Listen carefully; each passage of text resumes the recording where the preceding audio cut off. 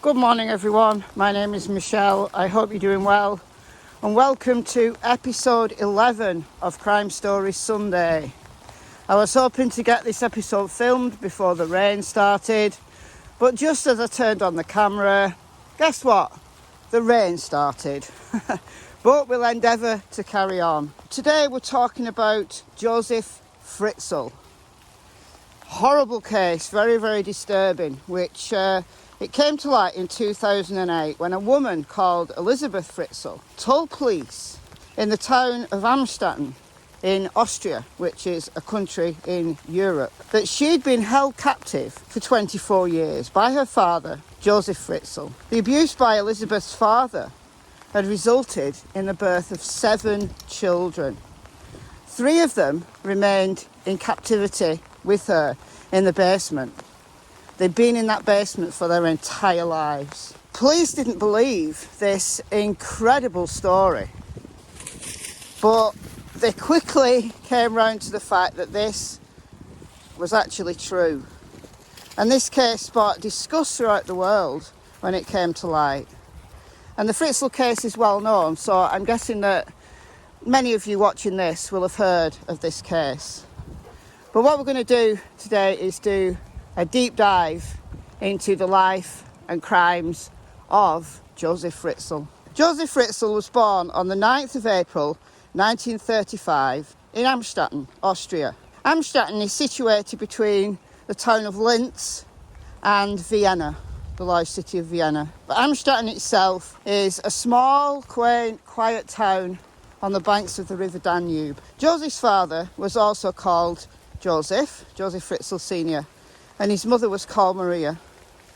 He grew up as an only child, raised by his eccentric mother and his dominating grandmother. His father had deserted the family when Josef was only 4, and he joined the army, did Josef's father. Now, some reports say he died in the war, and others say he didn't die, he just didn't want anything to do with the family. But the upshot was, whichever happened, Josef did not have his father in his life, and he was brought up by his mother and his grandmother, as I said. It's interesting that Grandma Anna was in a loveless marriage with a mill owner. There's lots of servants living in the house, and Grandma Anna couldn't have children. To get over this, Josef's grandfather got 3 maidservants pregnant, and Josef's mother was the product of one of these pregnancies. So Grandma Anna wasn't Josef's biological grandmother. And it is relevant because Josef later in life believed that his mother didn't want children, and she'd only had him to prove that she wasn't barren like her own mother had been. But as I said, Josef's mother was eccentric. She worked for a living, but she was outspoken and got herself into trouble with the Nazi soldiers at that time when Josef was in his childhood. Austria had been invaded by the Nazis. It was amidst World War II. Maria, Josef's mother, found herself imprisoned by the Nazis, and when that happened, Josef's grandmother had died by this point. He had to spend some time in an orphanage. He became a troubled child. He was very good at school, but by the age of 15 he started to stand up to his domineering mother, and he developed anger issues. And what we see from local reports is that his sexual perversions started at that time in his teenage years. He became known locally as a peeping Tom. He would sneak up to people's windows to try to catch women undressing, that kind of thing. But after completing his education at a technical college, he graduated with qualification in electrical engineering. In 1956, at the age of 21, he married a quiet and submissive 17-year-old called Rosemary, with whom he had 3 sons and 4 daughters. One of these daughters, his 4th born child, was Elisabeth, who was born on April the 6th, 1966. Now, he did very, very well in his professional career.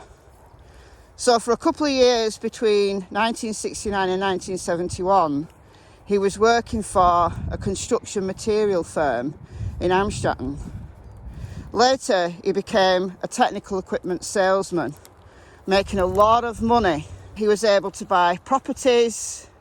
He bought a guest house, which his wife ran. He bought this huge house with lots and lots of rooms. He was very well off. There was always tenants in the guest rooms in the house, tenants in the guest house, and he had land, properties throughout Amstetten. But even though he was very successful in his job, he had spent some time in prison before he became really successful. In 1967, Josef Fritzl had broken into the home of a 24-year-old nurse while her husband was away. I don't know whether he'd been staking out the property. I don't know how he knew her husband was away. And he raped her while holding a knife to her throat, threatening to kill her if she screamed. And she had a little child with her, and that didn't deter him at all. He was also named as a suspect in the case of an attempted rape of a 21-year-old woman. He was in prison for 18 months for the rape, but he only served 12 months because he got out early for good behaviour. His criminal record was expunged after 15 years. So this became relevant later on when he adopted 3 children that were found on his doorstep. According to the social services who checked out Joseph and Rosemary during this adoption process, he was squeaky clean and a very successful man. So he was able to adopt these children, but we'll get on to that, don't worry, we'll get on to that. He took a liking to Elisabeth, not his only daughter, but we've no evidence to suggest that he groomed and abused his other daughters, or his sons come to that. Although one of his sons did report later, many years later at his trial, that he was physically abusive. We've no reports that he was sexually abusive to any of the other children except Elisabeth. According to Elisabeth's testimony many years later, he'd started to abuse her at the age of 11. Now, let's talk a little bit about Elisabeth. After completing her compulsory education at the age of 15, she started a course to become a waitress. And in 1983, a year before her 24-year-long imprisonment, she ran away with a friend and went into hiding in Vienna. The parents reported her missing. She was found by police and she was brought back home. On the 28th of August 1984, after Elisabeth had turned 18, Fritzl made an excuse that Elisabeth should come and help him in the basement. He wanted to hang a door, he needed her help. And she went down there, no problem. And there she stayed. There she stayed for the next 24 years. Initially, he kept her handcuffed, but as time went by, he allowed her a little bit more freedom. And we're going to talk about this basement in a few minutes. Elisabeth had just disappeared, and Rosemary, her mother, was concerned. And she thought, well, you know, she's run away before, maybe she's run away again.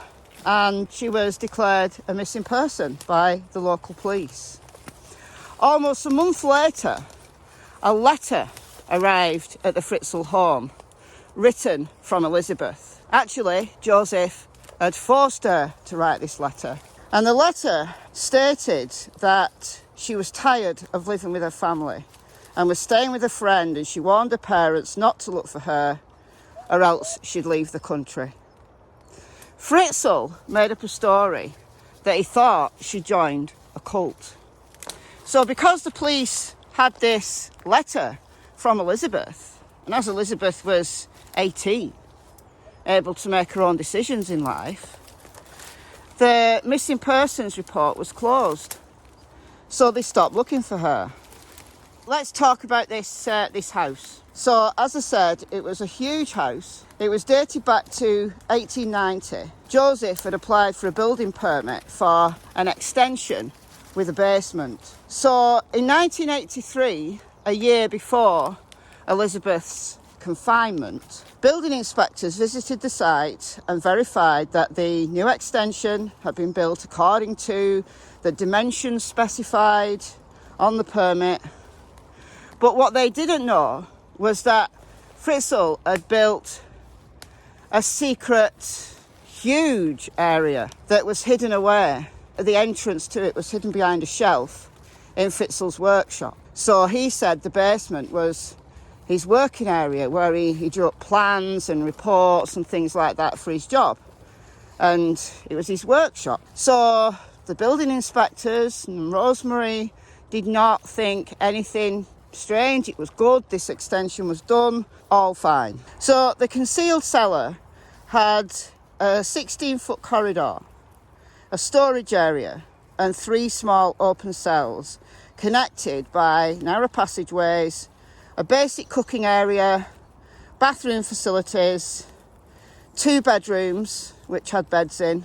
It was behind a heavy metal door that weighed 650 pounds and measured 3 feet high and 2 feet wide, protected by an electrical code that you needed to enter using a remote control. Over the next 24 years, he visited her almost every day, bringing her food and other supplies, and where he sexually abused her many, many times over. Over the course of her 24-year confinement, she birthed 7 children by her father. So let's take a look at these children. So first of all, 2 years after her captivity started, she'd had a miscarriage, and it was in August 1988 when her first daughter was born, Kirsten, and she was one who lived in the cellar with Elisabeth for her entire life. 2 years later, in 1990, she had her firstborn son, Stefan, and he also stayed in the basement with his mother for his entire life. Then, in 1992, Lisa was born. Now, Lisa was a crier. She was noisy, and Joseph was concerned that the tenants above might hear. And the tenants themselves, and there'd been over 100 tenants who'd been renting rooms in this house who had absolutely no idea that Elisabeth and these children were being held captive in the basement. They had no idea.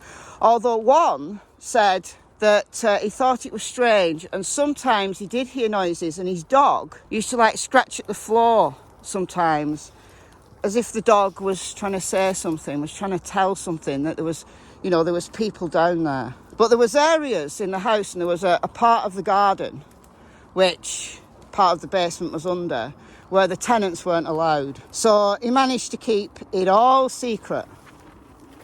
But anyway, Lisa was a crier, and he had to do something about Lisa. So at the age of 9 months, Lisa was found on the doorstep, and Rosemary took her in. There was a note saying that this was Elisabeth's daughter, and Elisabeth wanted her parents to look after this girl. She was living in a cult, but she wanted her parents to look after her, and everyone believed it. So Rosemary was looking after her granddaughter, who was her husband's biological child, and they formally adopted Lisa. Like I said before, all the checks by social services revealed that they were a fine, upstanding family, well thought of in the local community, so there was no problem whatsoever. Then in 1994, the 4th child, Monica, was born. And at the age of 10 months, she was another baby that was found on the doorstep with a note that they adopted. In fact, Rosemary received a phone call after Monica was taken in, allegedly by Elisabeth. It sounded like Elisabeth. And this was a plan concocted by Josef. He got Elisabeth to record a message, and which he played somehow over the phone to Rosemary. Anyway, in 1996, Elisabeth gives birth to twin boys. One, baby Michael, died after 3 days. What did Josef do with the body? He incinerated little Michael in the furnace and scattered his ashes in the garden. The surviving twin, Alexander, was taken upstairs at the age of 15 months, again discovered in the same circumstances that the others had been found. And then the final child was born in 2002. He was Felix, and he stayed with his mother. So there ended up being 3 children in the cellar, the downstairs children, and 3 children upstairs, the upstairs children, who had a relatively normal life. They went to school.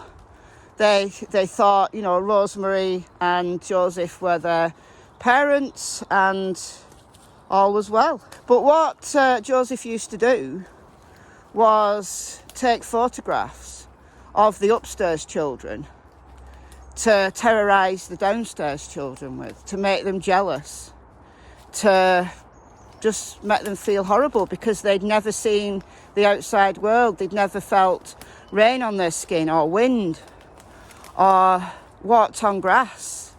Nothing. They'd never been outside. But Elisabeth did what she could for these children. She persuaded her father to bring downstairs some of her school books, and she taught the children how to read and write. She taught them mathematics. She taught them as much as she could about the world. And Josef did allow them to have a radio down there. I think they had a TV as well. So that was their only contact with the outside world. And yeah, there these children lived for many, many years. And he used to threaten Elisabeth and the children that he'd gas them if they tried to escape, and that the outside doors were fitted with an electrical charge, so they'd be electrocuted. It wasn't true. These were just threats. There was no gas line or electrics that could have harmed the children or Elisabeth had they tried to escape. This was just a threat. He used to go into the basement in the morning, and he used to tell Rosemary that he was working, that he was drawing plans for his job, and etc, etc. And sometimes he would stay there for hours on end. But as he travelled throughout Austria, and as he took extended holidays whenever he felt like it, one time he was pictured as a sex tourist in Thailand. So, sometimes Elisabeth and the children wouldn't see him for 2-3 weeks. But he carefully planned his trips, and he'd make sure there was enough food and so on for them to survive while he was away. I don't know what would have happened if he'd died in a car accident or something like that. What would they have done? They'd have literally starved to death. They would, because no one knew they were there. But that didn't happen, fortunately. Anyway, on the 19th of April 2008, Kirsten fell ill. So ill that Elisabeth was frantic, and she persuaded Josef that he should take Kirsten to the hospital because she was dying. And she said, "What are you going to do with a 19-year-old woman?" Kirsten was 19, right? It's not like a newborn baby that he could incinerate. How would he get rid of the body? And Josef thought this through and thought the safest thing to do would be to take Kirsten to the hospital. And this was the very first time Kirsten had ever seen the light of day. Because she'd been confined for 19 years, she was deathly white. Hospital staff said they'd never seen skin so white. she had severe vitamin D deficiency because she'd never been out in the sun. But she was taken by ambulance and she was so ill that she was put in a chemically induced coma. She was in life-threatening kidney failure. And the hospital staff suspected that she was suffering from a genetic disease. Well, she was inbred.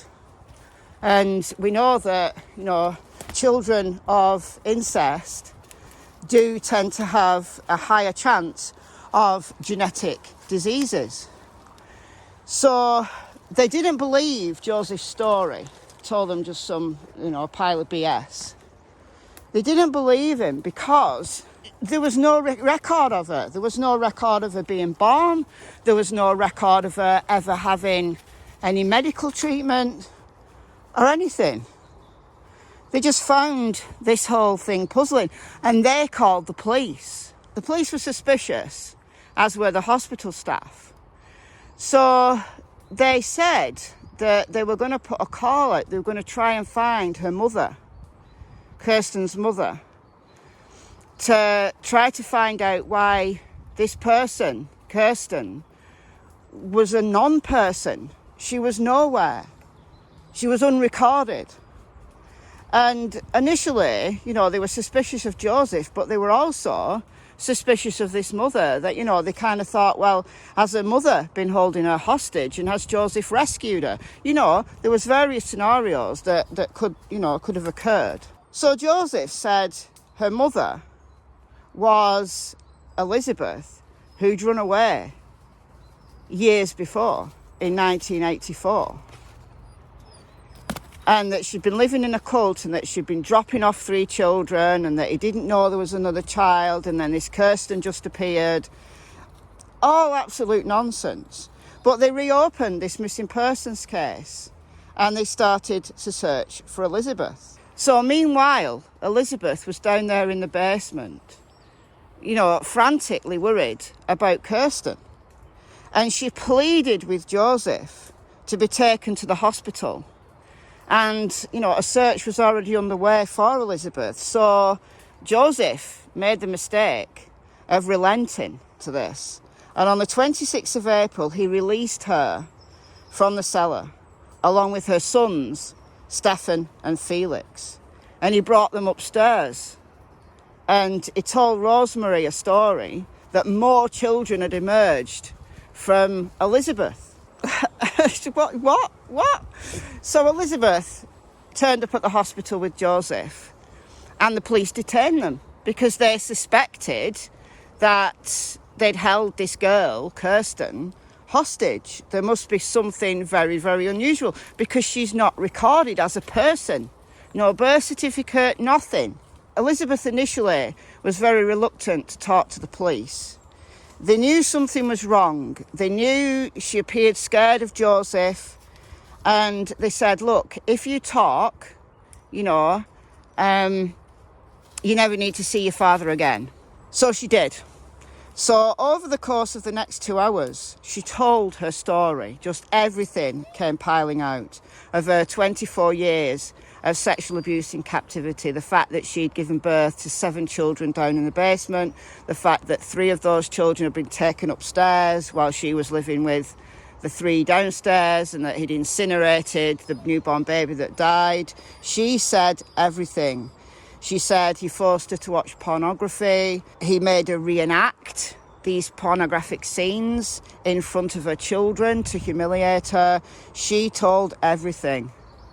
Initially, they didn't believe her. Initially, they did not believe her, but very quickly, they started to think, come on, this woman who looked many years older than her natural age, who also had the deathly white skin that her daughter Kirsten has had. They believed her. And shortly after midnight, Josef Fritzl, aged 73, was arrested on suspicion of false imprisonment, rape, manslaughter by negligence, and incest. During the night of the 27th of April, Elisabeth and her children and her mother Rosemary were taken into protective care. Police said that Josef told investigators how to enter the basement chamber through the heavy, small hidden door, and Rosemary claimed that she was completely unaware of this secret life that Josef had with his daughter and his grandchildren, his biological children, down in the cellar. Police were initially suspicious of Rosemary, that she must be complicit in this, but they realised she had no idea. She had no idea. On the 29th of April, it was announced that DNA evidence confirmed that Josef was the biological father of all of his daughter's children. His defence lawyer, Rudolf Meyer, said that although the DNA test proved incest, evidence was still needed for the allegations of rape and enslavement, as if the hidden basement wasn't enough.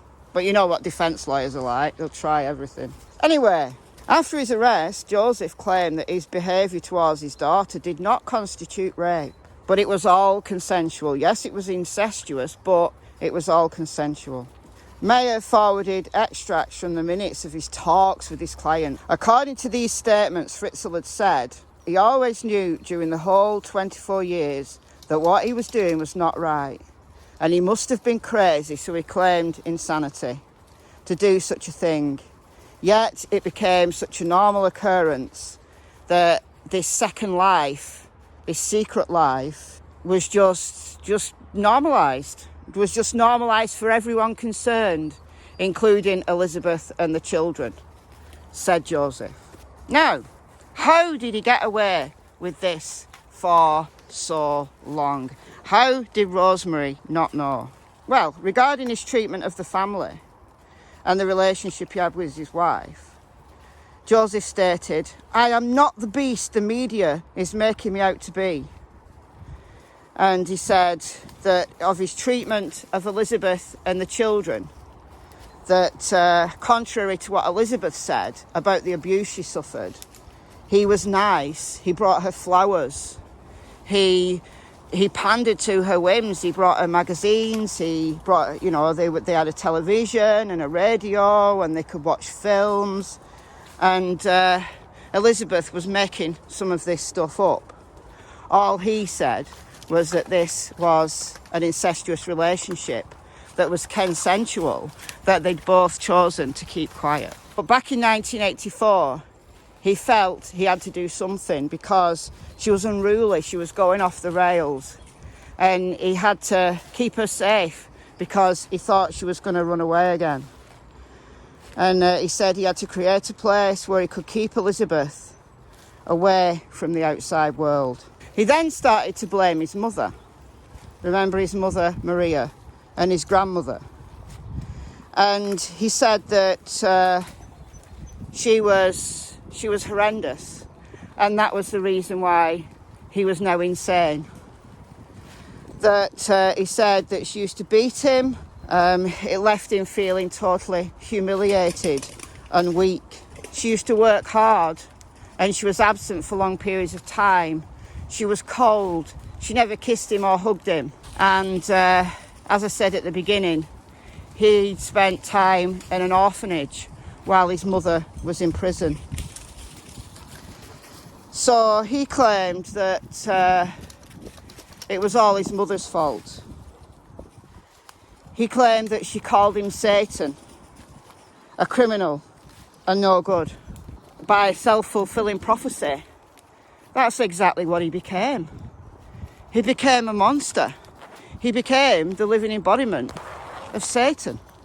But his mother, Maria, had an unfortunate ending because Josef got his own back on his mother. In 1959, after Josef had married and bought his house, his mother moved in with them. Over time, the roles reversed and his mother came to fear him. He locked her in the attic and he bricked up the windows, and she lived in confinement for 20 years in the attic until her death in 1980. So he had his mother imprisoned in the attic, and I wonder whether that gave him the idea that, you know, he kept her secret. He told, like, the neighbours and everything that she was dead. He'd kept this secret for 20 years, so could he do it again? And then when he started abusing Elisabeth when she was 11, he admitted later that he'd started his plans for imprisoning Elisabeth to make her his own, basically, sex slave many years before he actually went through with it. He claimed his insanity was innate. He claimed that he was born to rape, and he held himself back from becoming a monster, you know, raping women after woman after woman after woman, by containing his evil side down in the basement with his sex slave, his own daughter, Elisabeth. Forensic psychiatrists diagnosed Josef as having severe combined personality disorder, which included borderline, schizotypal and schizoid personalities, and a sexual disorder, and recommended that Josef receive psychiatric care for the rest of his life. Casual acquaintances, however, you know, he was a fine, upstanding member of the community, very successful work life, and they thought he was a jovial fella. Yeah, he occasionally was crass and crude and made sexual jokes sometimes, but generally speaking, there was nothing wrong with him. You know, he was a good lad. But piece by piece, a picture emerged of a completely different side of Josef Fritzl. One neighbour said at home he was clearly the lord of the manor. His rules had to be followed. A tenant, Anton Graf, said he had no sensitivity. He'd go berserk if people, his tenants or people who rented his apartments or stayed at his guest house. He had these really strict rules that everybody had to abide by. Rosemary's sister said that Rosemary, you know, was incredibly submissive, and she lived in fear of him. He liked to humiliate her, but she stood by him. She stood by him when he was in prison for rape. She used to go to visit him. It was like he'd done nothing wrong. She believed his stories. Now, whether she believed his stories because she was scared of him, or whether she was just so naive and she just bottled things up, I don't know. I don't know how she could possibly believe the stories of Elisabeth being in a cult, but yet these 3 children, these 3 babies turning up on the doorstep. It seems really bizarre to me. It really does. But anyway, the trial of Josef Fritzl commenced on the 16th of March 2009, presided over by Judge Andrea Humer. He pleaded guilty to all charges with the exception of grievous assault by threatening to gas his captives if they disobeyed him. On the first day of testimonies, jurors watched 11 hours of Elisabeth just talking about her 24-year-long ordeal. The tape was said to have been so harrowing that 8 of the jurors did not watch more than 2 hours at a time, and they had a total of 4 jurors, or like reserve jurors, on standby just in case any of these jurors just couldn't take it anymore.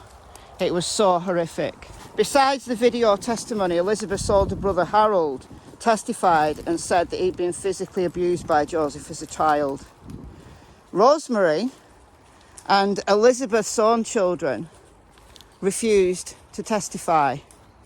I'm guessing that the children were traumatised and Rosemary was just standing by her man. Anyway, he was found guilty, and on the 19th of March 2009 he was sentenced to life imprisonment without the possibility of parole for 15 years. He accepted the sentence and he would not appeal it. Now, what happened next? Kirsten survived. She'd been in a chemically induced coma. She survived and she was reunited with her family. But it was revealed that Elisabeth and the children were more traumatised than originally had been thought.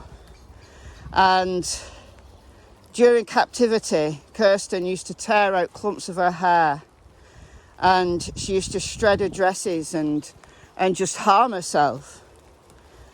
Stefan had a permanent kind of stoop. He was tall, and the height of the cellar was only 5'6". So he had to walk like stooped over. And so he had this physical disability simply because he'd spent his entire life in this cellar. They were terrified by normal things like doors closing, lights turning off. They were just terrified, and they spent a long time in psychiatric care. But after the trial, Elisabeth and her 6 children were moved to an unnamed village. Their identities were changed, and it is alleged that they live in a fortress-like house. They've never accepted any interviews, and they require ongoing therapy, which they'll probably need for the rest of their life. The downstairs children receive therapy due to their deprivation from just normal life, and the upstairs children for their survivor guilt, I guess. Elisabeth initially didn't want to know her mother. She thought her mother could have saved her. But she came around. She eventually allowed the children to see Rosemary. And as far as I can tell, Rosemary is still alive and living in a small apartment somewhere in Austria. Now, here is the latest twist to the tale. A psychiatric expert is set to decide whether Josef Fritzl should be set free after his 15 years are up. And his 15 years are up in 2024, in just 2 years' time. If he's set free, he'll have done 9 years less of a sentence than that his daughter had. In preparation for this possible application for parole, the regional court in Krems in Lower Austria has decided that they'd move Josef from the special kind of psychiatric unit that he'd been living in for the criminally insane into a regular prison, because he has to have lived in a regular prison to be eligible for parole. The higher regional court has taken over the case and appointed an expert to examine Josef over the next 2 years to see whether he could possibly be released. If the expert detects any abnormalities, then Josef will have to stay in prison. But there is that chance that Josef Fritzl, who's now 86, could be released in 2024. Well, he's eligible.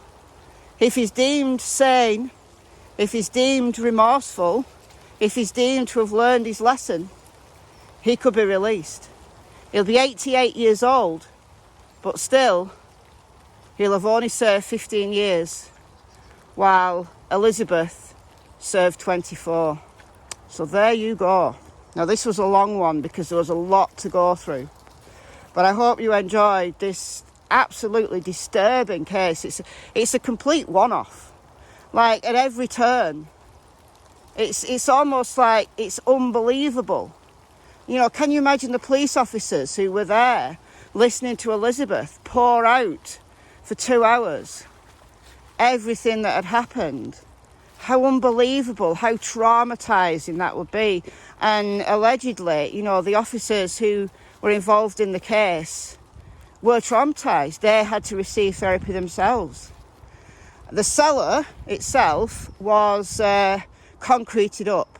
The cellar no longer exists. And the house went onto the market after Josef was imprisoned, and nobody wanted to buy it. I wonder why. But I'll leave it there, and I'll see you next week for another probably disturbing case of Crime Stories Sunday. Thank you for listening. I've been Michelle. I hope you're well. I'll see you in the next video, and it's goodbye from Miss Tillington and Miss Cassie Springer. Bye, guys.